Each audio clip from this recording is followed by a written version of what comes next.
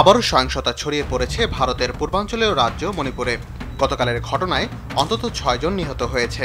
এছাড়া এই ঘটনায় আহত হয়েছে বেশ কয়েকজন। এতে করে সেভেন সিস্টার অঞ্চল নিয়ে আবারও বিপাকে ভারত সরকার। ভয়াবহ এই সহিংসতার পর জিরিবামে জরুরি অবস্থা জারি করা হয়েছে।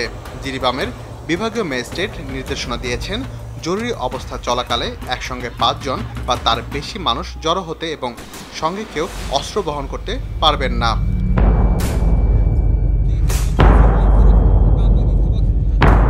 এছাড়া অনুমতি ছাড়া কেউ বাড়ির বাইরে বেরোতে পারবেন না।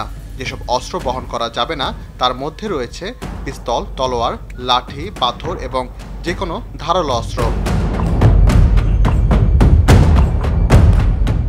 রাজ্যটির জিরিবাম ও বৈশপুর জেলা ড্রোন ও রকেট হামলার পাশাপাশি গোলাগুলির ঘটনাও ঘটে।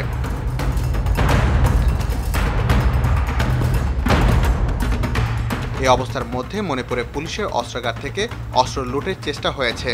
শুক্রবার দিবাগত গভীর রাতে মণিপুর রাইফেলস ব্যাটালিয়নের 2টি অস্ত্রাগার থেকে অস্ত্র লুটের এই চেষ্টা চালানো হয়।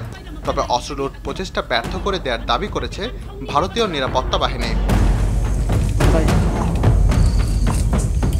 গেল বছরের মে মাসে মণিপুরে জাতিগত সহিংসতা শুরু হওয়ার পর বিক্ষুব্ধ জনতা মণিপুর পুলিশের অস্ত্রাগার এবং জেলা জুড়ে অন্যান্য নিরাপত্তা পোস্ট থেকে ৪,০০০-এরও বেশি অত্যাধুনিক অস্ত্র এবং লক্ষাধিক গোলাবারুদ লুট করেছে।